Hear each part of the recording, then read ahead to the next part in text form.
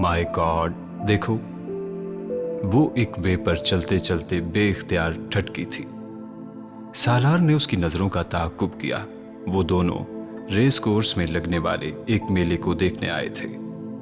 अब बेमकसद मेले की जगह से कुछ दूर चहलकदमी में मसरूफ थे। जब इमामा उस वॉकवे के दाहिनी तरफ दरख्तों की इतराफ पानी में डूबी हुई घास में नजर आने वाले अक्स को देखकर ठटक गई। वो पिछली रात की बारिश का पानी था जो अभी पूरी तरह ड्रेन आउट नहीं हो सका था। देव कामत दरख्तों के तनों और शाखों पर लगे रंगीन बरकी कुमकुमों और ट्यूबलाइट्स का अक्स नीचे जमा शुदा पानी में पड़ रहा था। इस अक्स को देखते हुए वो भी कुछ देर के लिए इसी तरह सहर सदा सा होकर रह गया था। यूं लग रहा था जैसे वो किसी रंगो नूर से भरी किसी वादी के किनारे खड़े इसमें चमकते हुए रंगीन हीरे जवाहरात के दरख्त देख रहे हों या अलिफ लैला का कोई मंजर देख रहे हों। हवा के झोंकों से पानी में बहुत हल्का सा इर्ताश पैदा हो रहा था और इन रोशनियों और दरख्तों का अक्स मुनक्किस होकर जैसे महवे रक्स था। तिलिस्म होश रुबा जैसे पानी की लहरों पर डोल रही थी। यूं लग रहा था जैसे जन्नत में रात हो गई हो। तवील खामोशी के बाद उसने इमामा की आवाज सुनी। उसने गर्दन मोड़कर उसे देखा। वो पलकें झपकाए बगैर अभी तक उस पानी को देख रही थी जिसकी रोशनियों का अक्स उसके चेहरे पर पड़ रहा था। ऐसे होती होगी जन्नत, सालार ने उसे कहते सुना। वो कुछ कहने की बजाय दोबारा इस पानी को देखने लगा। इस वसी और अरीज पार्क की रोशनियों से बकाए नूर बने हुए हिस्से में घूमते लोगों को अंदाजा भी नहीं हो पा रहा होगा कि वहां से बहुत दूर एक नीम तारीक रविश पर खड़े दो लोग पानी में नजर आने वाले एक अक्स में जन्नत ढूंढ रहे थे। जन्नत में सितारे होंगे, वो पूछ रही थी। हाँ, बहुत सारे होंगे, उसने अंदाजा लगाया। इतने रंगों के? उसने इन रोशनियों के रंग गिने। कायनात में मौजूद हर रंग। वो बेइख्तियार महजूज होकर हंसी। उसे जवाब पसंद आया था। रात ऐसे ही मुनव्वर होती गई। अक्स पर नजरें जमाए वो जैसे वे खुद हो रहे थे।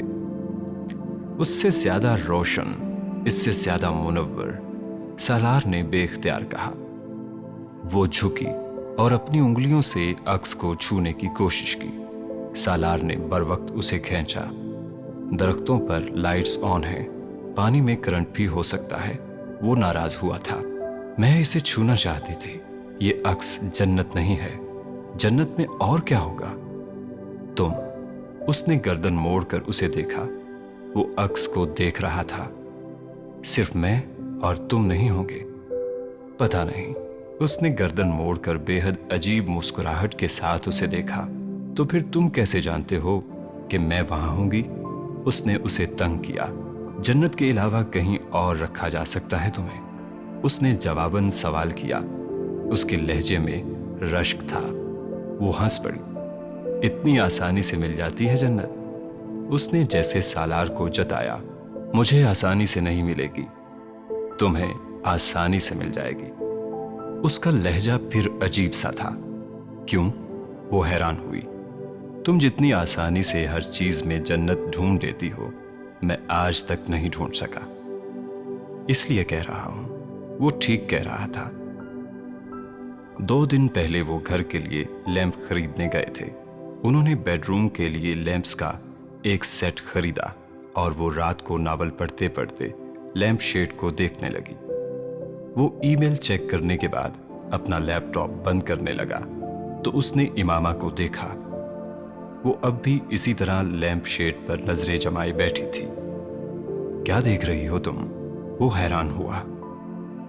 ब्यूटीफुल, उसने जवाबन बेसाख्ता इसी तरह लैंप शेड को देखते हुए कहा। सालार ने कदरे हैरानी से अपने साइड टेबल पर पड़े लैंप शेड को देखा। हाँ, अच्छा है, उसने सरसरी अंदाज में कहा। वो खूबसूरत लैंप्स थे, लेकिन इतने भी नहीं थे कि वो इन पर यूं नजरें गाड़ कर बैठ जाता। ये कौन से फूल हैं? वो अभी भी लैंप शेड पर नजरें जमाए कह रही थी, फूल। सालार ने हैरानी से लैंप शेड को दोबारा देखा। उसने पहली बार इस पर्पल कलर के शेड पर बने पैटर्न को देखा। इस शेड का टेक्सचर कुछ अजीब था, कागजनुमा। इस कपड़े पर सुनहरी माइल पीले फूलों का एक बेहद हसीन और नफीस पैटर्न था जो सिर्फ लैंप के ऑन होने पर नजर आ रहा था। इन फूलों में कहीं कहीं क्रिम्सन कलर की कोई चीज चमकती हुई नजर आती, मध्यम पड़ती, फिर चंद लम्हों के बाद वही चीज चमकती। ना ये गुलाब हैं और ना ही ट्यूलिप हैं, थोड़ा सा ब्लू बेल से मिलता जुलता है, लेकिन वो भी नहीं। वो जैसे फूलों को पहचानने की कोशिश कर रही थी, फिर जैसे उसने हथियार डाल दिए। ऐसे फूल जन्नत में होंगे। वो हंस पड़ा था। अच्छा देखो, ये फूल रंग बदल रहे हैं, लेकिन ये रंग नहीं बदल रहे, बल्कि ये खिल रहे हैं। वो लैंप शेड पर बने फूलों पर अपनी उंगली फेर रही थी। सालार जैसे किसी शहर में आया था। वो फूल वाकई बार बार खिलते हुए महसूस हो रहे थे। लवली। वो सराहे बगैर ना रह सका। उन्हें अब समझ आया था कि वो लैंप इतने महंगे क्यों थे। दिन की रोशनी में सेल्समैन कभी उन्हें वो पैटर्न नहीं दिखा सकता था। शायद इसलिए उसने उन्हें सिर्फ डिजाइन और रोशनी ही के हवाले से बताया था। और एक हफ्ता पहले उसके दराज साफ करते हुए सालार की वेस्ट पेपर बास्केट में से वो एक पोस्ट कार्ड उसके पास लेकर आई। हाँ, इसे फेंक दिया है मैंने, बेकार है। उसने टीवी देखते हुए इमामा के हाथ में वो पोस्ट कार्ड देखकर कहा था। वो इस कार्ड को लिए उसके पास आकर बैठ गई। सालार, ये देखो कितनी खूबसूरत झील है, और देखो कितना सुकून है इस जगह पर। सालार ने उसके हाथ से पोस्ट कार्ड लेकर उस पर एक नजर दौड़ाई। वो किसी पेंटिंग का पोस्ट कार्ड था, किसी पेंटर का बनाया हुआ लैंडस्केप, जिसके किनारे जंगली फूलों से भरे हुए थे, और इन फूलों का अक्स झील के पानी में नजर आ रहा था। कुछ फूल टूटकर पानी की सतह पर तैर रहे थे। झील के किनारे एक छोटी सी लकड़ी की कश्ती थी। एक चप्पू पड़ा था। वो कश्ती सिर्फ 2 अफराद के लिए थी। झील की सतह पर कुछ आबी परिंदे तैरते नजर आ रहे थे। ये संदल की लकड़ी से बनी हुई है। इस कश्ती का रंग देखो, ये संदल का रंग है। वो पोस्ट कार्ड पर उंगली फेरते हुए उसे बताने लगी थी। ऐसा लगता है जैसे सुबह सवेरे कोई इस कश्ती में बैठकर कहीं जाता हो, एक महकती, खुशबूदार, भीगी हुई कश्ती में, और हवा चल रही हो, और झील में इस कश्ती में बैठे खुशबूदार हवा के झोंके। जरा तसव्वुर करो। उसने बेख्तियार गहरा सांस लिया, यूं जैसे अपनी कलमी तस्वीर से खुद महसूस हुई हो। कितनी सेरेनिटी है इस सीन में, ऐसे जैसे ये जन्नत हो। मैं ना बताती तो तुम इसे फेंक रहे थे। वो बेख्तियार उसका चेहरा देखने लगा। वो वाकई उसकी जिंदगी में ना आती तो वो जन्नत को। इसकी पिक्चर बना लो सेल फोन के साथ। इमामा की आवाज ने यकदम उसे चौंका दिया। वो अब भी इसी अक्स को देखने में मसरूफ थी। सालार ने सेल फोन निकालकर चंद तस्वीरें खींची और सेल उसे थमा दिया। उसने बारी बारी इन तस्वीरों को देखा और फिर मुतमईन हो गई। चलें, सालार ने कहा। हाँ। उन दोनों ने एक आखिरी नजर इस अक्स पर डाली और फिर आगे चल पड़े। सालार ने चलते हुए उसका हाथ पकड़ लिया। खामोश क्यों हो गए? कोई बात करो। इमामा ने चंद कदम चलने के बाद उससे कहा, तुम करो, मैं सुन रहा हूं। हो सकता है तुम्हें मुझसे पहले जन्नत मिल जाए। इमामा ने अपने जुमले का मफहूम समझे बगैर उसे तसल्ली दी। वो हंस पड़ा था। चाहता तो मैं भी यही हूं। वो मध्यम आवाज में बुड़बुड़ाया, तुमसे पहले मरना चाहता हूं मैं। उसे चलते हुए ठोकर लगी। कोई चीज जैसे उसके जिस्म से एक लम्हा के लिए उसे थराती हुई गुजरी थी। वो जो जन्नत ढूंढती फिर रही थी, इससे पहले जो शय सामने खड़ी थी, वो उसे भूल गई थी। उनका साथ सालों का सा था, اور ان کا ساتھ مہینوں کا تھا۔ اس نے سالوں میں کبھی جدائی محسوس نہیں کی تھی، لیکن وہ ان ہفتوں کا ساتھ ختم ہونے کا سوچ کر بھی لرز گئی تھی۔ تم کیوں کہہ رہے ہو اس طرح؟ وہ رک گئی اور اس نے سالار سے اپنا ہاتھ چھڑا لیا۔ تم نے ہی تو کہا تھا کہ شاید مجھے تم سے پہلے جنت مل جائے، لیکن میں نے مرنے کا نہیں کہا۔ کیا اس کے بغیر مل سکتی ہے؟ وہ بول نہیں سکی۔ نیم تاریکی میں اس روش پر ایک دوسرے کے مقابل کھڑے وہ ایک دوسرے کا چہرہ دیکھتے رہے۔ پھر سالار نے اس کی آنکھوں میں پانی امٹتے دیکھا تھا۔ ٹھیک ہے، جو مرضی کہو۔ اس کی آواز میں خفگی تھی۔ سالار نے اس کا ہاتھ پکڑتے ہوئے جیسے معذرت خواہانہ انداز میں دبایا۔ میں نے صرف تمہاری بات دہرائی تھی، اور میرا وہ مطلب نہیں تھا جو تم نے نکالا ہے۔ میں سمجھتا ہوں۔ وہ دونوں پھر چلنے لگے۔ کیا تم جنت میں مجھے اپنا پارٹنر منتخب کرو گی؟ چند قدم چلنے کے بعد اس نے سالار کو نرم آواز میں کہتے سنا۔ وہ بول نہیں سکی۔ وہ ہنس پڑا۔ یعنی نہیں؟ میں نے یہ کب کہا؟ وہ رک گئی۔ لیکن تم نے کچھ بھی کب کہا؟ میں سوچ رہی تھی۔ سوچ لیا؟ پھر اب بتاؤ۔ وہ ہنس پڑی۔ تمہیں کیا ہوا ہے؟ جنت کی بات تم نے شروع کی تھی۔ اس نے سالار کا چہرہ دیکھا۔ شاید۔ وہ خاموش کھڑا اسے دیکھتا رہا۔ تمہیں یقین نہیں ہے؟ اس نے ہنس کر اس سے پوچھا۔ یقین کرنے کی کوشش کر رہا ہوں۔ اگر تم جنت میں پہنچ گئے تو پھر تمہیں ہی چلنا پڑے گا۔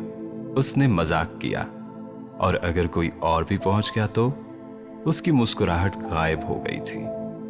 دونوں کے درمیان خاموشی کا لمبا وقفہ آیا تھا۔ اس اور کا تعارف نہ امامہ نے مانگا تھا نہ سالار نے کروایا تھا، مگر اس اور نے اس کو سالار سے نظریں چرانے پر مجبور کیا تھا۔ وہ نظریں نہ چراتی تو اتنی تکلیف نہ ہوتی۔ سالار کو جتنی اب ہوئی تھی وہ اسے کہہ نہیں سکی۔ بات اس کے انتخاب پر کبھی نہیں رہی تھی۔ بات جلال کے انتخاب پر تھی۔ اس کا انتخاب جنت میں بھی شاید وہ بھی نہ ہوتی، لیکن یہ اعتراف کرنے میں کوڑے کھانے جیسی ذلت تھی۔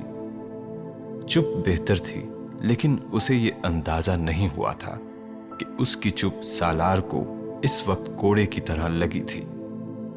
اس روش سے روشنیوں تک کا باقی فاصلہ خاموشی میں طے ہوا تھا۔ سکندر عثمان کو چند لمحوں تک اپنی سماعت پر یقین نہیں آیا تھا۔ آپ کو کوئی غلط فہمی ہوئی ہے۔ وہ پلاٹ تو بک ہی نہیں سکتا۔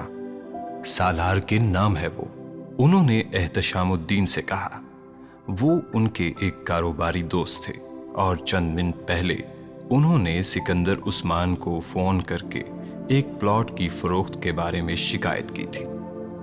ان کے کسی دوست نے انہی کے وکیل کے ذریعے ایک ایسا پلاٹ کچھ دن پہلے خریدا تھا جو سکندر عثمان کا تھا، اور جس کو 1-1.5 سال پہلے احتشام الدین نے خریدنے کی آفر کی تھی۔ لیکن سکندر نے تب انہیں یہ بتایا تھا کہ وہ پلاٹ جائیداد کی تقسیم کے دوران سالار کے نام کر چکے تھے۔ البتہ انہوں نے وعدہ کیا تھا کہ اگر کبھی اس پلاٹ کو فروخت کرنے کی ضرورت پڑی تو وہ احتشام الدین کو ترجیح دیں گے۔ میرے وکیل کے ذریعے سارا پیپر ورک ہوا ہے۔ آپ کہیں تو آپ کو نیوز پیپر میں پلاٹ کی منتقلی کا ایڈ بھی بھجوا دیتا ہوں۔ آپ کے بیٹے نے یہ پلاٹ 1.5 کروڑ میں بیچا ہے۔ مجھے تو افسوس اس بات کا ہے کہ میرے وکیل نے منتقلی کے بعد بتایا مجھے، وہ بھی اتفاقاً کچھ دیر پہلے بتا دیتا تو میں کبھی یہ پلاٹ کسی اور کو خریدنے نہ دیتا۔ چند لمحوں کے لیے سکندر عثمان کا سر گھوم کر رہ گیا۔ پچھلے سال انہوں نے اپنی جائیداد کی تقسیم کر دی تھی۔ یہ ان 2 پلاٹس میں سے ایک تھا جو سالار کے حصے میں آیا تھا۔ میں ابھی سالار سے بات کر کے دوبارہ آپ سے بات کرتا ہوں، سکندر عثمان نے یکدم کہا۔ انہیں ابھی تک یقین نہیں آ رہا تھا کہ وہ ان کو بتائے بغیر پلاٹ کیسے بیچ سکتا ہے۔ سالار اس دن اسلام آباد میں تھا اور اس وقت अपने किसी काम से मार्केट की तरफ जा रहा था जब उसे सिकंदर की कॉल मिली। सालार, तुमने अपना प्लॉट बेच दिया है। वो इस वक्त एक सिग्नल पर रुका था और उसके हेलो कहते ही सिकंदर ने दूसरी तरफ से कहा। चंद लम्हे सालार कुछ बोल नहीं सका। प्लॉट की फरोख्त का सिकंदर को इतनी जल्दी पता चल जाएगा उसे अंदाजा नहीं था। उसकी चंद लम्हों की खामोशी ने सिकंदर को बदतरीन खदशात की तस्दीक कर दी थी। तुम मेरे ऑफिस आओ, उन्होंने बेहद सर्द महरी से कहकर फोन बंद कर दिया। कब बेचा था प्लॉट? उसके ऑफिस पहुंचकर कुर्सी पर बैठते ही सिकंदर ने उससे कहा। उनका लहजा कतई खुशगवार नहीं था। वो उसकी जायदाद थी, लेकिन वो बेचने के लिए नहीं दी गई थी। पिछले महीने उसने लहजा हमवार रखने की कोशिश की। क्यों? मुझे कुछ रकम की जरूरत थी। किस लिए? सालार इस बार जवाब देते हुए झिझका। किस लिए रकम की जरूरत थी? मुझे इमामा को एक रिंग खरीद कर देनी थी। सिकंदर को लगा कि उन्हें सुनने में गलती हुई है। क्या? इमामा के लिए एक रिंग खरीदनी थी? इसी नॉर्मल अंदाज में उसने अपना जवाब दोहराया था। 1-2 लाख की रिंग के लिए तुमने प्लॉट बेच दिया? सिकंदर ने उसके जवाब से बिल्कुल गलत नतीजा निकाला। अपना क्रेडिट कार्ड इस्तेमाल करते, बैंक से पर्सनल लोन ले लेते या मुझसे कहते। मैं लोन लेकर उसे गिफ्ट नहीं करना चाहता था और 1-2 लाख की अंगूठी नहीं थी, कुछ ज्यादा महंगी थी। आप इतने पैसे कभी ना देते मुझे। वो बड़ी रसानियत से कह रहा था। कितनी महंगी होती? 4 या 5 लाख की होती? चलो 10 लाख की होती, दे देता मैं तुम्हें। सिकंदर बेहद खफा थे। वो प्लॉट 1.25 करोड़ का था जिसे वो 1.5 करोड़ में बेच आया था। 10 लाख की बात नहीं थी, सिकंदर ने उसे कहते सुना। फिर सिकंदर के माथे पर बल आए। सालार ने अपना गला साफ किया। 13.7 ये वाहिद तरीका था जिससे वो उस अंगूठी की कीमत 3 हिस्सों में कर पाया था। क्या? सिकंदर को कुछ समझ नहीं आई। 13.7? सालार ने एक बार फिर गला साफ करके अगला लफ्ज कहा। सिकंदर को चंद लम्हे सांस नहीं आया। उन्हें पहली बार उसकी बात समझ में आई थी।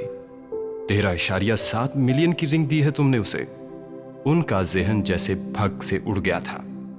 सालार सर झुकाए टेबल पर पड़े पेपर वेट पर उंगलियां फेर रहा था। फिलहाल वो उस कमरे में कुछ और नहीं कर सकता था। सालार, 1,37,00,000 रुपए की रिंग खरीद कर दी है तुमने उसे? सिकंदर उस्मान को खुद भी समझ नहीं आया कि उन्होंने उससे दोबारा ये क्यों पूछा था। जी, इस बार सालार ने नजरें उठाकर उन्हें देखते हुए कहा। सिकंदर बेयकीनी से उसकी आंखों में देखते रहे। सालार ने नजरें चुरा ली। वो अब उनके अकब में दीवार पर लगी पेंटिंग देख रहा था। इसके अलावा वो और क्या करता?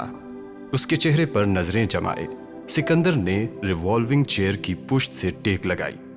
वो अगर उसे उल्लू का पट्टा कहते थे तो ठीक ही कहते थे। कहां से ली थी रिंग? बिलाखिर उन्होंने लंबी खामोशी को तोड़ा। टिफनी से।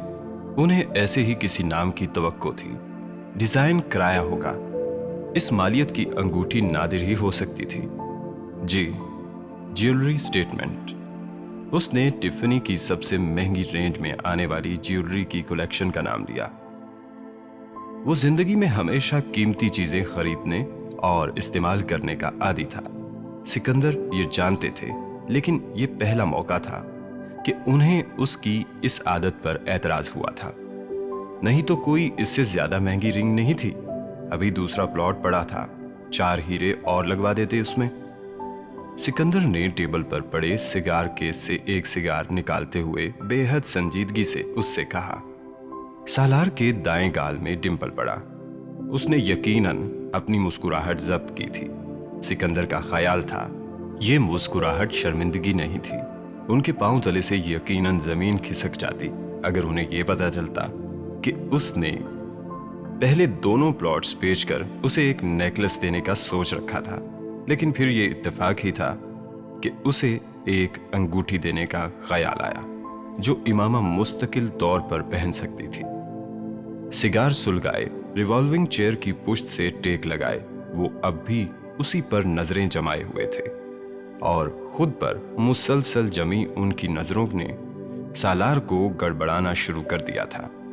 میں کتابوں میں جب رانجھا، فرہاد، رومیو اور مجنو وغیرہ کے بارے میں پڑھتا تھا تو میں سوچتا تھا کہ یہ ساری لفاظی ہے، کوئی مرد اتنا الو کا پٹھا نہیں ہو سکتا، لیکن تم نے یہ ثابت کیا ہے مجھ پر کہ ہو سکتا ہے۔ کسی بھی زمانے میں کوئی بھی مرد کسی بھی عورت کے لیے عقل سے پیدل ہو سکتا ہے۔ سالار نے اس بے عزتی کو سر جھکائے شہد کے گھونٹ کی طرح پیا۔ اس کی اتنی بے عزتی کرنا تو سکندر کا حق تھا، لیکن ان میں سے کسی کے باپ نے انہیں ییل میں پڑھانے کے بعد یہ سب کچھ کرتے ہوئے نہیں دیکھا ہوگا، اور ان میں سے ہر ایک محبوبہ کے لیے پاگل تھا۔ بیوی کے لیے تو صرف ایک شاہ جہاں نے پیسے لٹائے تھے، وہ بھی اس کے مرنے کے بعد۔ تمہیں کیا ہو گیا تھا؟ سکندر نے جیسے اسے شرم دلائی تھی۔ میں نے دراصل امامہ کو ابھی تک شادی کا کوئی گفٹ نہیں دیا تھا۔ اس کے لہجے میں بلا کا اطمینان تھا۔ سکندر زندگی میں پہلی بار اس کی ڈھٹائی سے متاثر ہوئے تھے۔ انسان اگر ڈھیٹ ہو تو پھر اتنا ڈھیٹ ہو تو اپنے پیسوں سے اسے گفٹ دیتے۔ انہوں نے تنزیہ کہا تھا، وہ بھی دے دیے ہیں اسے۔ اس نے تنزن جواب سنجیدگی سے دے کر انہیں حیران کر دیا۔ وہ اس بادشاہ کی شکل دیکھ کر رہ گئے جو اپنی بیوی پر اپنی سلطنت لٹانے پر تلا ہوا تھا۔ اپنا سگار ایش ٹرے میں رکھتے ہوئے وہ ٹیبل پر کچھ آگے جھکے اور انہوں نے جیسے ایک ہمراز کی طرح اس سے کہا، سالار، ایسا بھی کیا ہے امامہ میں کہ تم عقل سے پیدل ہو گئے ہو؟ یہ تنزن نہیں تھا، وہ واقعی جاننا چاہتے تھے۔ سالار نے چند لمحوں کے لیے سوچا، پھر بے حد سادہ لہجے میں کہا، بس وہ اچھی لگتی ہے مجھے۔ وہ اس وقت سکندر کو 30 سال کا مرد نہیں بلکہ 3 سال کا ایک معصوم سا بچہ لگا تھا، جس کے لیے دنیا کی مہنگی ترین چیز کے حصول کی خواہش کی وجہ سے صرف اس کا اچھا لگنا تھا۔ اس اچھے لگنے میں سپرلیٹو، کمپیریٹو یا پوزیٹو کوئی ڈگری نہیں ہوتی۔ ایک طویل سانس لیتے ہوئے وہ سیدھے ہو گئے۔ اسے پتا ہے رنگ کی پرائس کا۔ نہیں، سکندر کچھ اور حیران ہوئے۔ تو یہاں اپنی محبوبہ کو متاثر اور مرعوب کرنے کا کوئی جذبہ بھی کار فرمان نہیں ہے؟ آپ بھی ممی یا کسی دوسرے سے بات نہ کریں، میں نہیں چاہتا امامہ کو پتا چلے، وہ اب ان سے کہہ رہا تھا۔ سکندر جواب دینے کی بجائے دوبارہ سگار کا کش لینے لگے۔ باقی 13 لاکھ کا کیا کیا؟ وہ اب کچھ اور کارناموں کے بارے میں جاننا چاہتے تھے۔ 7 لاکھ تو امامہ کو حق مہر کا دیا، وہ ڈیو تھا۔ اس نے انہیں حق مہر کی اصل رقم بتائے بغیر کہا، اور باقی 6 لاکھ میں نے کچھ خیراتی اداروں میں دے دیا، کیونکہ امامہ کی رنگ پر اتنے پیسے خرچ کیے تھے تو میں نے سوچا کچھ خیرات بھی کرنا چاہیے۔ سکندر عثمان کا غصہ دھوئیں کے مرغولوں میں تحلیل ہو رہا تھا۔ غصے کا کوئی فائدہ نہیں تھا۔ وہ اسے فیاضی کہتے، بے وقوفی کہتے یا فضول خرچی، لیکن سامنے بیٹھی ہوئی اپنی اس اولاد کے لیے ان کے دل میں نرم گوشہ ذرا کچھ وسیع ہوا تھا۔ وہ اس کے کوڈ آف لائف کو نہ کبھی سمجھے تھے نہ کبھی بدل سکے تھے، لیکن اختلاف رکھنے کے باوجود کہیں نہ کہیں وہ احترام کا احساس بھی رکھتے تھے اس کے لیے۔ سالار نے باپ کے ہونٹوں پر ایک مشفقانہ لیکن بے حد معنی خیز مسکراہٹ نمودار ہوتے دیکھی۔ اور حق مہر صرف 7 لاکھ تو نہیں ہوگا، ہے نا سالار؟ تو وہ کتنے ملین دیا گیا ہے؟ انہوں نے بے حد پچکاری ہوئی آواز میں اس سے کہا۔ سالار بے اختیار ہنسا۔ سکندر عثمان اس کے سیدھے جملوں میں چھپے پھندوں کو ڈھونڈنے میں ماہر تھے۔ جانے دیں بابا، اس نے ٹالا تھا۔ یعنی ملینز میں ہے؟ ان کا اندازہ ٹھیک تھا۔ اب میں جاؤں؟ سالار نے جواب دینے کی بجائے کہا۔ سکندر نے سر ہلا دیا۔ وہ اپنی کرسی سے اٹھ کر ان کی طرف آیا اور اس نے جھکتے ہوئے کرسی پر بیٹھے سکندر کو ساتھ لگایا۔ फिर वो सीधा हो गया। सालार, जो दूसरा प्लॉट है, उसके पेपर्स मुझे लाहौर पहुंचकर भिजवा देना। सिकंदर ने बड़े मामूल के लहजे में उसे जाते देखकर उससे कहा था। पापा, ट्रस्ट मी, सालार ने कहा। Shut up. ओके, वो हंस पड़ा था। वो सिगार पीते हुए उसके जाने के बाद भी उसके बारे में सोचते रहे। ओह, टिफनी स्टेटमेंट। वो उस रात किसी डिनर पर थे जब उसकी रिंग मिसेस जेवियर ने नोटिस की थी। वो बिजनेस क्लास का एक बड़ा नाम थी और खुद अपने लिबास और ज्वेलरी के लिए बेहद शोहरत रखती थी। उनका किसी चीज को नोटिस करना खास अहमियत रखता था। माई वेडिंग रिंग, इमामा ने मुस्कुराते हुए कहा। वो उसका हाथ पकड़े उस रिंग को बेहद मरूब अंदाज में देख रही थी और उनका ये अंदाज इस टेबल पर बैठी तमाम खवातीन में इस रिंग को देखने का इश्तियाक पैदा कर रहा था। The most beautiful and expensive piece of jewellery under this roof tonight. आज रात इस छत के नीचे ये सबसे खूबसूरत और सबसे महंगी ज्वेलरी है, मिसेस जेवियर ने जैसे ऐलान करने वाले अंदाज में कहा। Lucky woman, your husband's taste is class apart. Lucky woman, तुम्हारे शौहर का ज़ौक बहुत आला है। इमामा इन सताइशी जुमलों पर कदरे फखरिया अंदाज में मुस्कुराई। वो रिंग जब से उसके हाथ की जीनत बनी थी इसी तरह नोटिस हो रही थी। क्या कीमत होगी? बाएं जानिब बैठी मिसेस जुबैर ने भी उसकी रिंग को सताइशी अंदाज में देखते हुए कहा। मुझे नहीं पता, शायद 4 या 5 लाख। इमामा ने गिलास उठाकर पानी का घूंट लेते हुए अंदाजा लगाया।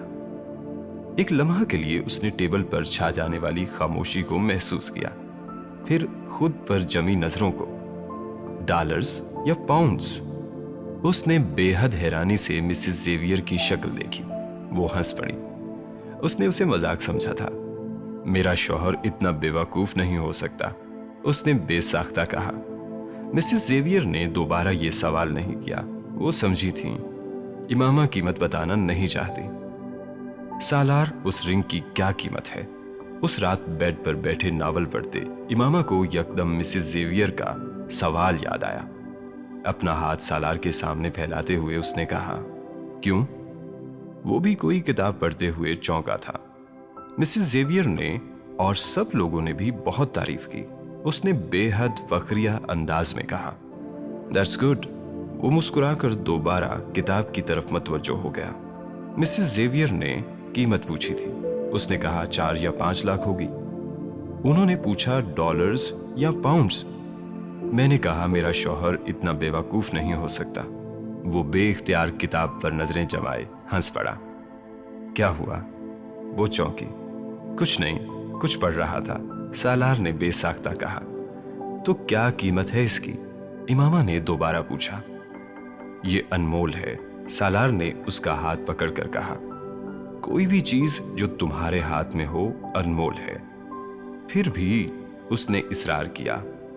256। सालार ने डॉलर साथ नहीं लगाया। ओह अच्छा, मैं ज्यादा महंगी समझ रही थी। वो कुछ मुतमईन हो गई और दोबारा नॉवल देखने लगी। वो उसका चेहरा देखता रहा। उसे फरेब देना, बहलाना बेहद आसान था और ये आसानी बाज़ोकात उसे बड़ी मुश्किल में डाल देती थी। इमामा ने चंद लम्हे बाद उसकी नजरों को अपने चेहरे पर महसूस किया। उसने सर उठाकर उसे देखा। वो किताब गोद में उल्टाए उसे देख रहा था। क्या हुआ? वो मुस्कुरा दी। वो इन नजरों की आदी थी। वो बाज़ोकात उसे इसी तरह बेमकसद देखता रहता था। तुम्हें कुछ बताना चाहता हूं। क्या? You are the best thing ever happen to me. वो एक लम्हा के लिए हैरान हुई, फिर हंस पड़ी। इस कम्प्लीमेंट देने की इस वक्त क्या वजह थी वो समझ नहीं सकी थी। I love you. वो फिर हंस पड़ी। वो इस बार ब्लश हुई थी। Thank you. जवाब वही था जो हमेशा आता था। इस बार वो हंस पड़ा। इमामा, वो गाड़ी के दरवाजे को बंद करती करंट खाकर पलटी थी। वो जलाल था। पार्किंग में उसके बराबर वाली गाड़ी से उसे निकलते हुए देखकर ठटका था। ओ माय गॉड, मैं सोच भी नहीं सकता था कि आज तुमसे यहाँ मुलाकात होगी। How are you? वो बेहद एक्साइटेड अंदाज में उसकी तरफ आया था। वो बूत बनी उसे देख रही थी। बाज़ चीजें बलाओं की तरह इंसान के ताक़ुब में रहती हैं, जहां भी मिलती हैं इंसान का खून खुश्क कर देती हैं। गाड़ी की चाबी मुट्ठी में दबाए वो भी जर्द चेहरे के साथ उसे देख रही थी। उसे अंदाजा नहीं था वो अब भी उसका खून निचोड़ने की सलाहियत रखता था। अगर नहीं मिले तो सालों नहीं मिले, और अब एक ही साल में दोबारा मुलाकात हो रही है। वो उसकी उड़ी हुई रंगत पर गौर किए बगैर बेतकल्लुफ दोस्तों की तरह कह रहा था। इमामा ने बिलाखिर मुस्कुराने की कोशिश की। ये जरूरी था, बेहद जरूरी था। जलाल अंसर से ज्यादा खुद उसके लिए। उसे ना वो पुराना दोस्त समझ सकती थी, ना बेतकल्लुफ हो सकती थी। उसके चेहरे पर नजर पड़ते ही उसे सिर्फ एक ही रिश्ते और ताल्लुक का ख्याल आया। एक ही ख्याल आ सकता था उसे। मैं ठीक हूं, आप कैसे हैं? उसने मुस्कुराने की कोशिश की। नजरें तो वो अब भी उससे नहीं मिला सकती थी। वो वैसा था जैसा उसने उसके क्लिनिक पर आखिरी मुलाकात में देखा था। वजन पहले से कुछ बढ़ गया था और हेयर लाइन कुछ और पीछे चली गई थी, लेकिन अपनी जिंदगी में वो उसका जो इमेज लिए बैठी थी, उसको इन दोनों चीजों से फर्क नहीं पड़ सकता था। मैं तो बिल्कुल ठीक हूं, मैंने चंद माह पहले शादी कर ली है। उसकी समझ में नहीं आया उसने उसे ये खबर देना क्यों जरूरी समझा। क्या उसका इससे कोई ताल्लुक था, या वो उसे इस इनफॉर्मल चिट चैट से पहले ही बता देना चाहता था कि वो अवेलेबल नहीं है। उस आखिरी मुलाकात में जो कुछ वो उससे कह चुका था, उसके बाद वो दस्तयाब होता भी तो कम से कम इतनी इज्जत नफ्स तो वो रखती थी, या वो उसे जरूरतमंद समझ रहा था। और समझ भी रहा था तो क्या गलत कर रहा था? मेरी ही गलती थी। अगर यूं भीख लेने उसके पास ना गई होती तो कम से कम उसके सामने सर तो ऊंचा रख सकती थी। वो खुद को मलामत करने लगी थी, और उसकी खामोशी ने जलाल को कुछ और मोहतात किया। बहुत अच्छी है मेरी बीवी, वो भी डॉक्टर है, ब्रिटिश नेशनल है, स्पेशलाइजेशन भी उसने वहीं से की है। Amazing women. उसने 4 जुमलों में उस पर अपनी बीवी की हैसियत वाज़ेह कर दी थी। एक लम्हे के लिए वो भूल गई थी कि वो भी किसी की बीवी है। अपने पैरों के नीचे जमीन लिए खड़ी थी।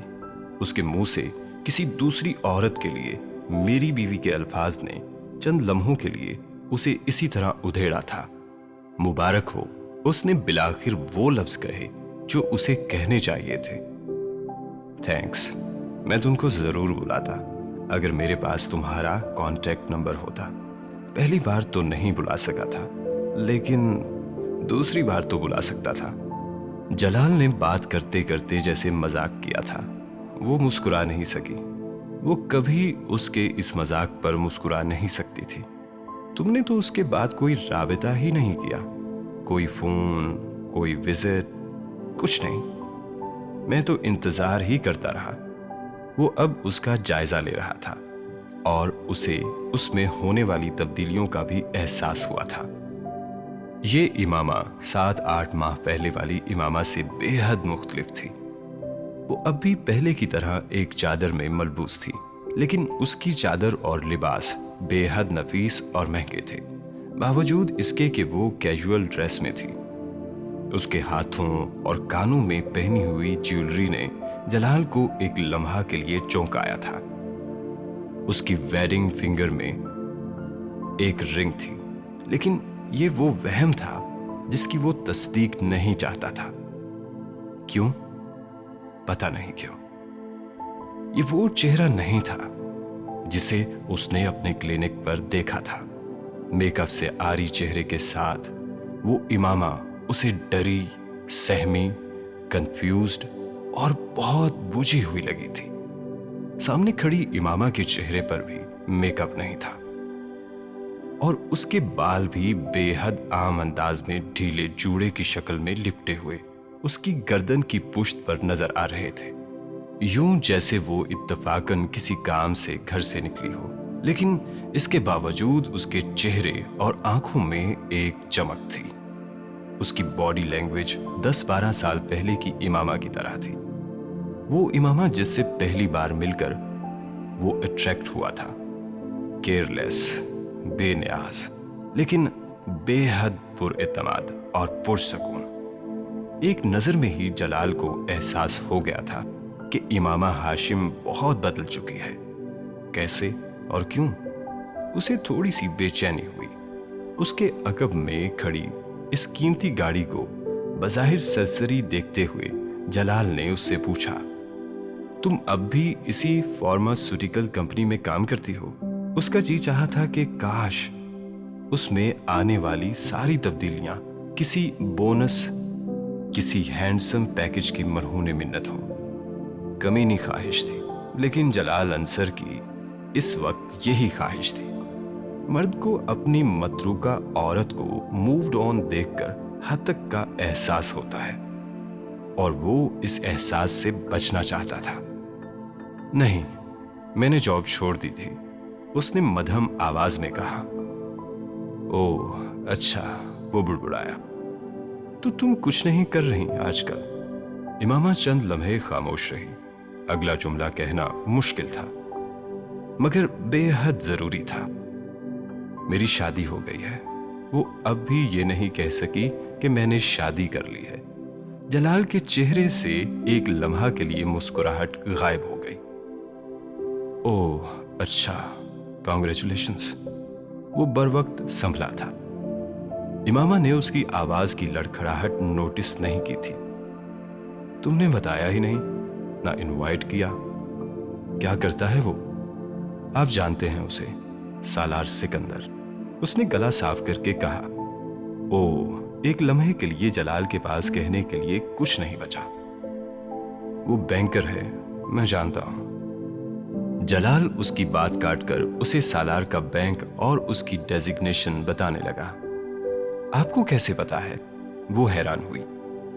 آدھے شہر کو تمہارے شوہر کے بارے میں پتا ہوگا۔ بزنس کمیونٹی سے میرا کافی ملنا جلنا ہے، تو اس کے بارے میں پتا چلتا رہتا ہے۔ 2-4 بار گیدرنگز میں دیکھا بھی ہے میں نے اسے، لیکن ملاقات نہیں ہوئی۔ وہ اب نارمل ہو رہا تھا، اس کے علاوہ کوئی چارہ نہیں تھا۔ آؤ لنچ کرتے ہیں، گپ شپ لگائیں گے، اتنے عرصے بعد ملے ہیں، بہت ساری باتیں کرنی ہے، اس نے بے تکلفی اور گرم جوشی سے کہا۔ وہ شہر کے مصروف اور مہنگے ترین ڈاکٹرز میں سے ایک تھا۔ پرانی محبوبہ کے لیے وقت نکالنا مشکل ہوتا، لیکن شہر کے سب سے زیادہ بااثر بینکر کی بیوی کے لیے وقت نکالنا مشکل نہیں تھا۔ امامہ ہاشم یکدم اس کی سوشل نیٹ ورکنگ کے ایک مضبوط ترین امیدوار کے طور پر سامنے آ گئی تھی۔ نہیں، میں گروسری کے لیے آئی ہوں، ڈنر کے لیے کچھ چیزیں چاہیے تھی مجھے۔ امامہ نے اسے ٹالنا چاہا۔ اسے یقین تھا وہ اصرار نہیں کرے گا۔ جلال کے بارے میں اس کے اندازے آج بھی غلط تھے۔ یار، گروسری بھی ہو جائے گی، میں خود کروا دوں گا، لیکن لنچ کے بعد۔ وہ سامنے ریسٹورنٹ ہے، 1 گھنٹے میں فارغ ہو جائیں گے ہم۔ جلال نے اسے بات مکمل کرنے نہیں دی۔ اس نے کچھ کہنا چاہا، لیکن جلال کچھ بھی سننے کے موڈ میں نہیں تھا۔ وہ بادل ناخواستہ اس کے ساتھ ریسٹورنٹ میں چلی آئی۔ تو کیسی گزر رہی ہے تمہاری لائف اپنے شوہر کے ساتھ؟ مینیو آرڈر کرتے ہی جلال نے بڑی بے تکلفی کے ساتھ اس سے پوچھا۔ امامہ نے اس کا چہرہ دیکھا، وہ صرف سوال نہیں تھا۔ جلال جیسے یہ جاننا چاہتا تھا کہ وہ اس کے علاوہ کسی دوسرے مرد کے ساتھ خوش رہ سکتی ہے یا نہیں۔ بہت اچھی گزر رہی ہے، میں بہت خوش ہوں سالار کے ساتھ۔ اسے حیرت ہوئی، اس سوال کا جواب دینا کتنا آسان کر دیا تھا سالار نے۔ کچھ کھوجنا، ٹٹولنا یا چھپانا نہیں پڑا تھا، وہ اس کے ساتھ خوش تھی۔ گڈ، ارینج میرج تو نہیں ہوگی، سالار اور تم نے اپنی مرضی سے کی ہوگی۔ اس نے جلال کا چہرہ پڑھنے کی کوشش کی۔ وہ اس سوال سے کیا جاننا چاہتا تھا؟ ہاں، سالار نے اپنی مرضی سے مجھ سے شادی کی ہے۔ اس نے اپنی فیملی سے پوچھا تھا، بلکہ بتایا تھا۔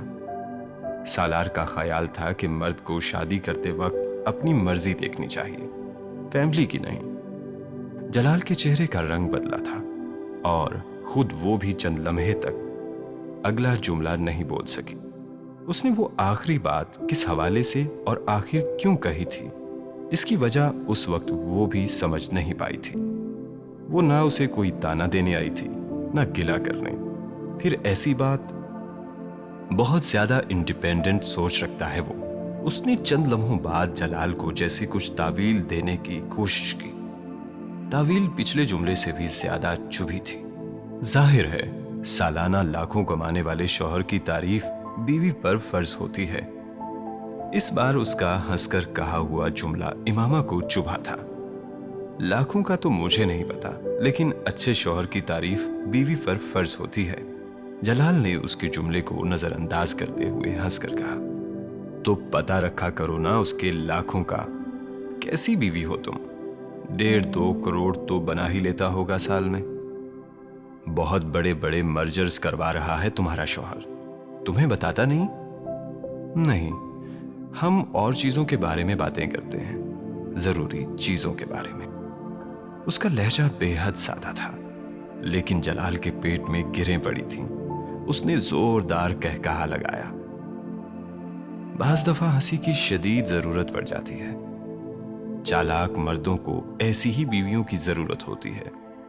تم لوگوں کی رہائش کہاں ہے؟ اس نے جوتا مارا، پھر معصومیت سے سوال کیا۔ امامہ نے اس کے تبصرے پر کچھ کہنے کی بجائے اسے اپنا ایڈریس بتایا۔ وہ اس کے ساتھ سالار کو مزید ڈسکس نہیں کرنا چاہتی تھی۔ او، اپارٹمنٹ، وہ بھی رینٹڈ۔ کوئی گھر ور لینا چاہیے تھا تم لوگوں کو۔ تم لوگ انٹرسٹڈ ہو تو میرے 2-3 گھر ہیں اچھے پوش ایریا میں، تم لوگ رینٹ کر لو۔ جلال نے فیاضانہ آفر کی۔ نہیں، ضرورت نہیں ہے، ہم کمفرٹیبل ہیں، امامہ نے کہا۔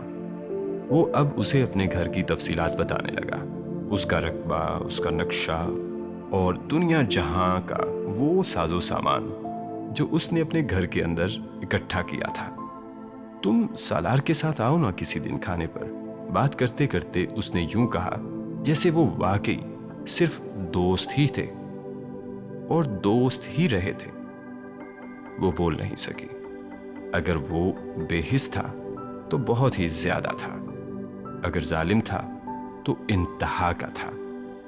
او جلال صاحب، دیکھیں کہاں ملاقات ہو رہی ہے۔ وہ ایک ادھیڑ عمر آدمی تھا جو ریسٹورنٹ کے اندر اپنی بیوی کے ساتھ ان کی ٹیبل کے پاس سے گزرتے ہوئے جلال سے ملنے لگا۔ امامہ چونک کر اس آدمی کی طرف متوجہ ہوئی۔ یہ بھابھی ہیں؟ وہ آدمی اب جلال سے پوچھ رہا تھا۔ نہیں، یہ میری ایک پرانی دوست ہیں، جلال نے فوراً سے پیشتر کہا۔ امامہ نے اس آدمی کی آنکھوں میں عزت کا ایک تاثر آتے اور پھر جلال کے تعارف پر اسے غائب ہوتے دیکھا تھا۔ ایک رسمی ہیلو کے بعد وہ آدمی دوبارہ جلال سے گفتگو میں مصروف ہو گیا۔ اس نے اور اس کی بیوی نے امامہ کی طرف دوسری نظر بھی نہیں ڈالی تھی۔ وہ بے چین ہوئی تھی۔ اسے اندازہ تھا کہ وہ جلال کے اس ادھورے تعارف سے کیا سمجھے ہوں گے۔ جلال کی کوئی گرل فرینڈ، کوئی ٹائم پاس، کوئی ڈیٹ، یا پھر اس کے ہسپتال میں کام کرنے والی کوئی ڈاکٹر یا نرس جسے جلال وقت گزاری کے لیے لنچ پر وہاں لے آیا تھا۔ جلال، میں اب چلتی ہوں، بہت دیر ہو رہی ہے۔ اسے پتہ نہیں اچانک کیا ہوا تھا۔ وہ اپنا بیگ اٹھا کر یکدم اٹھ کھڑی ہوئی۔ جلال کے ساتھ وہ کپل بھی چونکا۔ نہیں، کھانا آنے والا ہے، کھا کر نکلتے ہیں، جلال نے کہا۔ نہیں، مجھے گروسری کر کے پھر کوکنگ بھی کرنی ہے، اور میرے شوہر کو تو گھر آتے ہی کھانا تیار ملنا چاہیے۔ آج ویسے بھی اس نے کچھ خاص ڈشز کہی ہیں۔ مسٹر اینڈ مسز فاروق نے اس بار مسکرا کر اسے دیکھا تھا۔ وہ بھی جواباً مسکرائی تھی۔ اس نے شوہر کا لفظ کیوں استعمال کیا تھا وہ نہیں جانتی تھی۔ شاید اس کپل کی آنکھوں میں عزت کی اس نظر کو دوبارہ دیکھنے کے لیے جو چند لمحے پہلے جلال کی بیوی سمجھنے پر ان کی آنکھوں میں چھلکی تھی۔ اس کا انداز اتنا حتمی تھا کہ جلال اس بار اس سے اصرار نہیں کر سکا۔ اچھا، سالار کا کوئی وزٹنگ کارڈ اور اپنا کانٹیکٹ نمبر تو دے دو، اس نے امامہ سے کہا۔ اس کے بیگ میں سالار کے چند کارڈز تھے۔ اس نے ایک کارڈ نکال کر جلال کے سامنے ٹیبل پر رکھ دیا۔ اپنا فون نمبر بھی لکھ دو۔ وہ ایک لمحہ کے لیے ہچکچائی، پھر اس نے اسی کارڈ کی پشت پر اپنا سیل فون نمبر لکھ دیا۔ جلال کے پاس کھڑا آدمی تب تک اس کارڈ پر نام پڑھ چکا تھا۔ او، آپ سالار سکندر کی بیوی ہیں؟ وہ اس کے سوال پر بری طرح چونکی۔ فاروق صاحب بھی بینکر ہیں، سالار کو جانتے ہوں گے، جلال نے فوراً سے پیشتر کہا۔ بہت اچھی طرح سے۔ اس آدمی کا انداز اب مکمل طور پر بدل چکا تھا۔ وہ ایک مقامی بینک کے ایگزیکٹوز میں سے تھا۔ اس نے امامہ کو اپنی بیوی سے متعارف کروایا۔ آپ کے شوہر بہت بریلینٹ بینکر ہیں۔ وہ مسز فاروق سے ابھی ہاتھ ملا رہی تھی جب فاروق نے سالار کے لیے ستائشی کلمات ادا کیے۔ ہمیں انوائٹ کیا تھا اس نے کچھ ماہ پہلے ویڈنگ ریسیپشن پر، لیکن ہم امریکہ میں تھے۔ مسز فاروق اب بڑی گرمجوشی سے کہہ رہی تھی اور امامہ کی جان پر بنائی تھی۔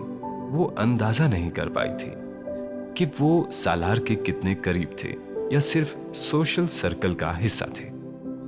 جو کچھ بھی تھا، وہاں جلال کے پاس بیٹھ کر اپنے شوہر کے کسی شناسہ سے ملنا اس کی زندگی کے سب سے امبیرسنگ لمحات میں سے ایک تھا۔ بہت کلوز فرینڈشپ ہے امامہ، بلکہ سالار کے ساتھ میری فیملی ٹائز ہیں، بس درمیان میں کچھ عرصہ آؤٹ آف ٹچ رہے ہیں ہم۔ 10-12 سال تو ہو گئے ہوں گے ہماری فرینڈشپ کو۔ اس کی سمجھ میں نہیں آیا وہ کیا کہہ رہا تھا۔ اس نے کچھ حیرانی سے جلال کو دیکھا۔ ویری نائس، آپ سالار کے ساتھ آئیں کسی دن ہماری طرف، فاروق نے مسکراتے ہوئے کہا۔ شور، بس سالار کچھ مصروف ہے آج کل، امامہ نے قدرے گڑبڑا کر مسکراتے ہوئے کہا۔ چند رسمی جملوں کے تبادلے کے بعد وہ انہیں خدا حافظ کہتے ہوئے وہاں سے نکل آئی تھی، لیکن وہ بے حد اپسیٹ تھی۔ وقت ایک بار پھر 11 سال پیچھے چلا گیا تھا، اسی میڈیکل کالج میں۔ اس کے بعد جو کچھ ہوا تھا اور کئی سال کے بعد جلال کے ساتھ ہونے والی پہلی ملاقات اور پھر آج اس کا سامنا۔ وہ ڈپارٹمنٹل سٹور میں کیا خریدنے آئی تھی، بھول گئی تھی۔ وہ ٹرالی لیے ایک شیلف سے دوسری شیلف کو دیکھتے گزرتی رہی، پھر خالی ٹرالی پر نظر پڑنے پر اس نے ہڑبڑاہٹ میں سوچا کہ وہ کیا خریدنے آئی تھی، لیکن ذہن کی اسکرین پر کچھ بھی نمودار نہیں ہوا تھا۔ اس نے بے مقصد چند چیزیں اٹھائیں اور پھر باہر آ گئی۔ جلال کی گاڑی اب وہاں نہیں تھی، اس کی گاڑی کے برابر والی جگہ خالی تھی۔ معلوم نہیں اسے کیوں یہ توقع تھی کہ وہ ریسٹورانٹ سے باہر آ کر اس کے لیے وہاں بیٹھا ہوگا۔ کم از کم اتنا انتظار تو کرتا کہ اسے خود رخصت کرتا۔ اسے خوش فہمی نہیں رہی تھی، پھر بھی اسے اتنی کرٹسی کی تو اس سے توقع تھی۔ پارکنگ سے گاڑی نکالنے کے بعد اسے یکدم احساس ہوا کہ وہ گھر نہیں جانا چاہتی۔ پھر اسے وہ ساری چیزیں یاد آنے لگی جنہیں وہ خریدنے کے لیے آئی تھی، لیکن اب وہ دوبارہ کہیں گروسری کے لیے جانے کے موڈ میں نہیں تھی۔ بے مقصد دوپہر میں سڑک پر ڈرائیو کرتے ہوئے اسے خود اندازہ نہیں ہوا تھا کہ وہ کہاں جا رہی ہے۔ اس کا خیال تھا اس نے کچھ غلط ٹرن لیے تھے اور وہ راستہ بھول گئی ہے۔ بہت دیر بعد اسے احساس ہوا کہ وہ لاشعوری طور پر اس روڈ پر جا رہی تھی جس طرف سالار کا آفس تھا۔ وہ بے حد احمقانہ حرکت تھی۔ وہ مال روڈ پر تھی اور اب ون وے کی وجہ سے واپس نہیں پلٹ سکتی تھی۔ جب تک وہ یو ٹرن لیتی تب تک وہ اس کے آفس کو کراس کر چکی تھی۔ ایک سگنل پر ایک لمبے چوڑے ٹریفک جام میں پھنسے اسے وہ سڑک اور اپنی زندگی ایک جتنا لمبا لگے تھے۔ وہ 1.5 گھنٹے پہلے سالار کے ساتھ خوش تھی، لیکن اب وہ خوش نہیں تھی۔ اے سی کی کولنگ یکدم خراب ہونا شروع ہو گئی تھی۔ اس نے اے سی بند کر دیا۔ وہ کچھ دیر اپنی زندگی میں گرمی ہی چاہتی تھی۔ جلال انصر جیسے اس کے جسم کا وہ زخم تھا جو ہر بار ہاتھ لگنے سے رسنے لگتا تھا، اور ہر بار اس کا یہ وہم باطل ہو جاتا تھا کہ وہ زخم بھر گیا ہے۔ گاڑی بند ہو گئی اور سگنل کھل گیا تھا۔ بے تحاشا ہارن کی آوازوں پر اس نے چونک کر گاڑی اسٹارٹ کرنے کی کوشش کی۔ وہ ناکام رہی اور بری طرح نروس ہوئی۔ گاڑی کوشش کے باوجود سٹارٹ نہیں ہو رہی تھی۔ وہ ایکسپرٹ ڈرائیور نہیں تھی اور اپنے پیچھے گاڑیوں کی لمبی قطار کے ہارن کسی بھی ایکسپرٹ ڈرائیور کو اسی طرح بوکھلا دیتے۔ ایک ٹریفک وارڈن اس کے قریب آ گیا۔ گاڑی خراب ہو گئی ہے، اسٹارٹ نہیں ہو رہی، امامہ نے اس سے کہا۔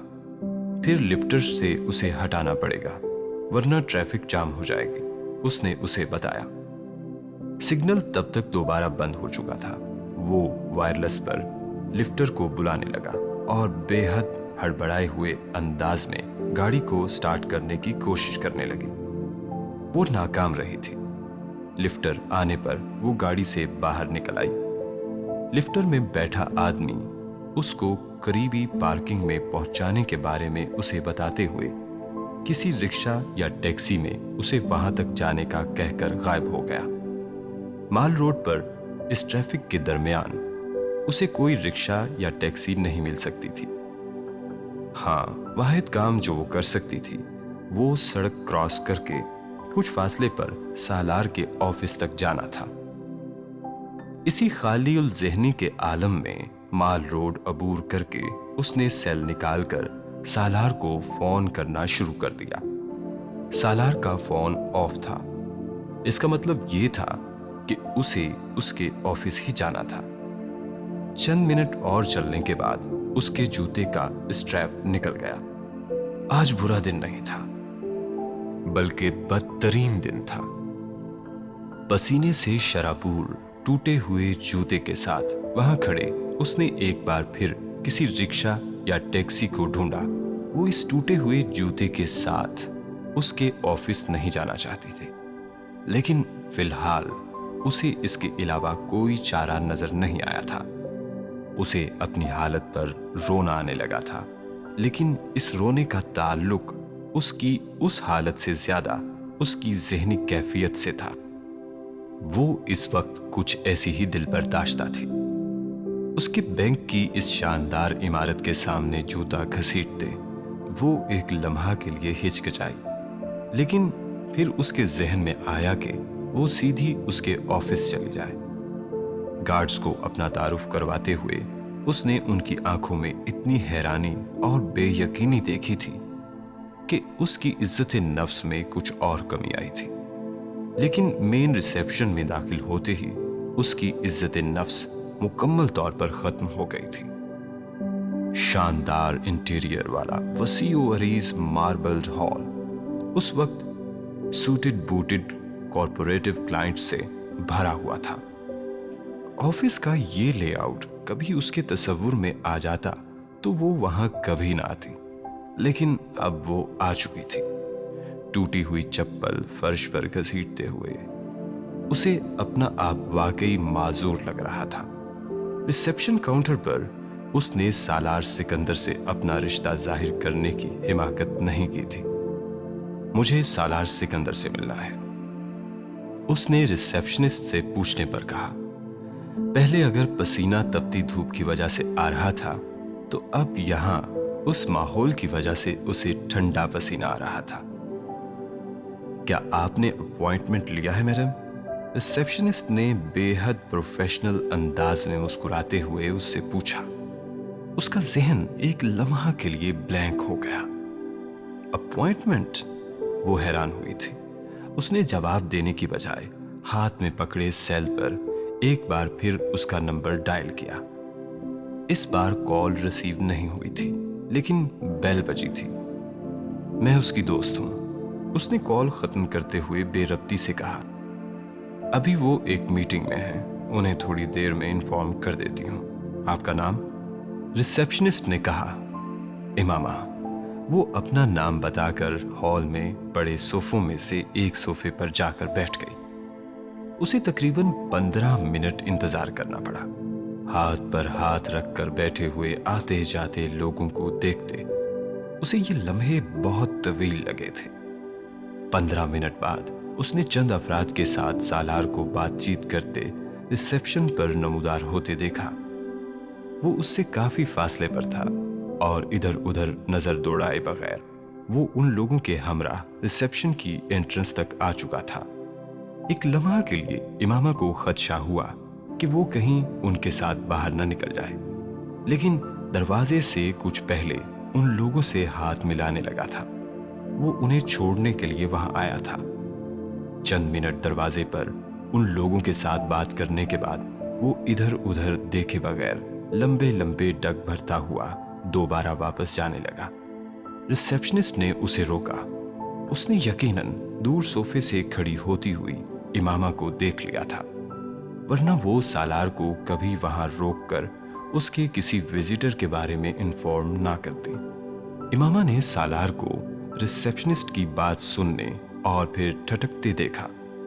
वो अपनी एड़ियों पर घूम गया था। वो बहुत फासले पर थी, लेकिन इतने फासले पर नहीं थी कि वो उसे देख या पहचान ना पाता। उसे सालार के चेहरे पर इतनी दूर से भी हैरत नजर आई। फिर वो मुस्कुराया था। उसने पलटकर रिसेप्शन से यकीनन उसका तारुफ करवाया। फिर वो रुके बगैर उसकी तरफ बढ़ आया।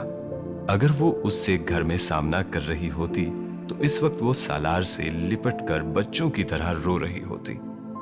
वो कुछ ऐसी ही ज़हनी हालत में थी, लेकिन वो यहां ये नहीं कर सकती थी। What a pleasant surprise, उसने करीब आते हुए कहा। वो बेहद खुशगवार मूड में था। मेरा जूता टूट गया है, उसने बेरब्ती से जवाब दिया। उसने सालार से नजरें मिलाए बगैर सर झुकाते हुए कहा। वो नहीं चाहती थी कि वो उसकी आंखें पढ़े, क्योंकि वो जानती थी वो उसकी आंखों को खुली किताब की तरह पढ़ सकता था। सामने सिग्नल पर मेरी गाड़ी खराब हो गई। वो लिफ्टर उसे कहीं ले गया है और यहाँ तुम्हारा ऑफिस था तो मैं आ गई, लेकिन शायद नहीं आना चाहिए था क्योंकि तुम मसरूफ हो। बस तुम मुझे घर भिजवा दो, उसने जवाबन एक के बाद एक मसला बताते हुए उसे बेहद बेढंगे अंदाज में कहा।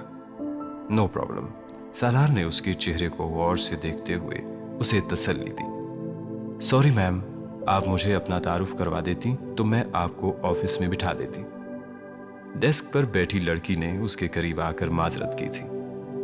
इट्स ओके, किसी को भेजकर यहाँ करीब किसी शू स्टोर से इस साइज का जूता मंगवाएं, उसने उस लड़की से कहा और फिर अगला जुमला इमामा से कहा। इमामा, ये टूटा हुआ जूता उतार दो। उतार दूं? वो हिचकिचाई। हाँ, कोई हर्ज नहीं, मेरे बाथरूम में वुजू के लिए स्लीपर्स हैं, वो पहनकर पाँव धो लेना, तब तक नया जूता आ जाएगा तुम्हारे लिए। और किस सिग्नल से गाड़ी लेकर गए हैं? इमामा ने उसे अंदाजे से बताया। उसने डेस्क से आने वाली लड़की को गाड़ी का नंबर बताते हुए कुछ हिदायत दी। वो तब तक टूटे हुए जूते से अपना पाँव निकाल चुकी थी। उसका हाथ अपने हाथ में लिए वो उसे वहां से ले आया। अपने हाथ पर उसकी गिरफ्त से इमामा ने महसूस किया कि उसे उस वक्त इस सहारे की बेहद जरूरत थी। एक पाँव में जूता ना होने के बावजूद वो बड़ी सहूलत से चलते हुए उसके ऑफिस में आ गई थी। वो रास्ते में मिलने वाले अफराद से इसी रिफ्लेक्स्ड और आम अंदाज में उसे मुतारिफ करवाता कॉरिडोर से अपने ऑफिस आ गया था। वैसे तुम इस तरफ आ कैसे गईं? अपने ऑफिस का दरवाजा बंद करते हुए उसने इमामा से पूछा। इसे कोई बहाना याद नहीं आया। उसका जहन उस वक्त कुछ इतना ही खाली हो रहा था।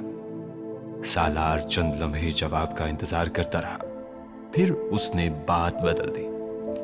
तुम खड़ी क्यों हो, बैठ जाओ। अपने टेबल की तरफ जाते हुए उसने इंटरकॉम का रिसीवर उठाते हुए उससे कहा।